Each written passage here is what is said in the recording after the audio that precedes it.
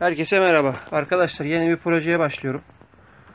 Projemiz bu tarz böyle bir hasarlı arabayı alıp modifiye yaparak, daha doğrusu önce bir toplayarak daha sonra modifiye yaparak kullanmayı düşünüyorum. Araç hasarlı ama hasar kaydı yok. Normalde birçok kişi bu tarz arabaları alıyor, hasar kayıtsız arabaları.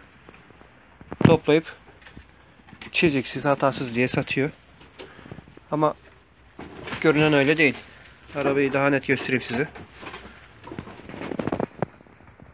Gördüğünüz gibi araba takla atmış. Subaru Impreza bu. Motor alt takım yürüyende bir sıkıntı yok. Gayet güzel ama arabanın şu sağ kısmından darbe yiyip üst tarafa doğru takla atıyor. Takla attıktan sonra araba tavan eziliyor. Bu iki kapı sağlam.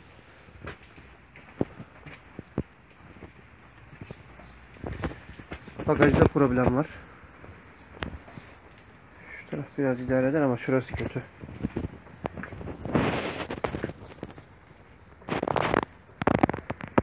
Diğer kapılar da zaten sol iki kapı da problemli. Tavan ezildiği için sadece arka kapılar açılıyor. Bu da biraz zor. Ön kapılar açılmıyor. Aracın içinde herhangi bir problem yok. Tavan ezilmeden dolayı çökmüş ama koltuklarda, yan döşemelerde problem yok.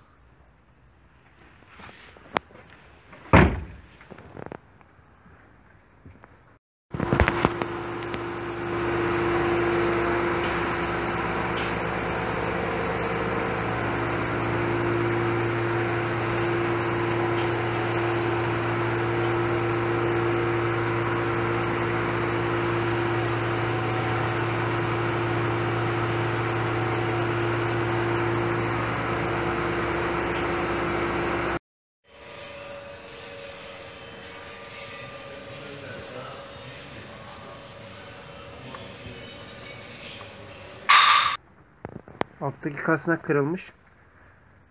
Oraya da bir parça değmiş, kırılmış ama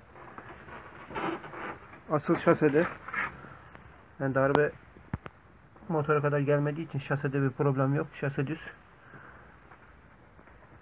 Yamulma veya bir deforma yok. Arabayı çalıştırmak için alttaki kasnağı değiştirdik. Şu alttaki ön taraftaki klima radyatörü bu da yamulmuş. Normal radyatör de yamulmuş. Ama motorda pek bir sıkıntı yok. Şu an araba çalışıyor.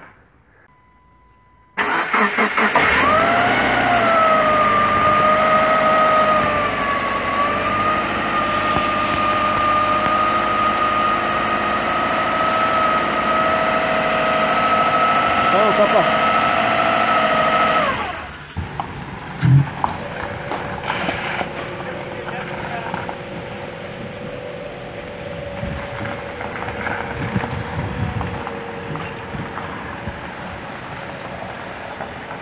Şimdi bu arabayı almamın sebebi şu arkadaşlar. Ne zamandır modifiye tarzı bir araba yapmayı düşünüyordum. Bu yüzden kendi şu anki hazır arabamın kaportasıyla oynamak istemedim. Böyle bir araba baktım.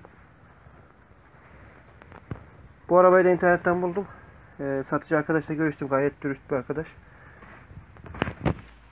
Net şekilde arabaya yapılanların hepsini belirtti. Ben de onun sözüne istinaden aldım. Çalıştırma fırsatım olmadı çünkü kasnak kırık olduğu için marş basmadık. Çalışma fırsatım olmadığı için de açıkçası biraz risk alarak bu arabayı aldım.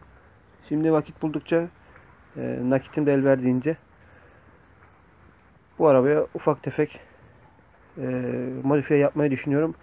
Bunun öncesinde arabanın iç aksamını sökeceğim. Şaseciye götürüp arabanın kaportasını çektirmem gerekiyor.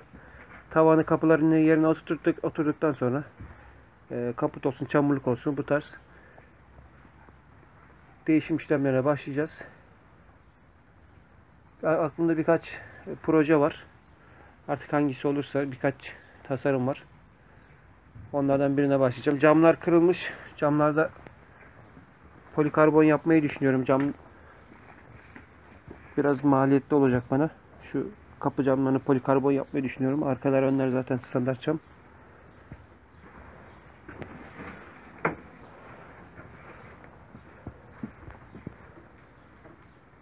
Şuradan darbe aldıktan sonra içeri göçmüş.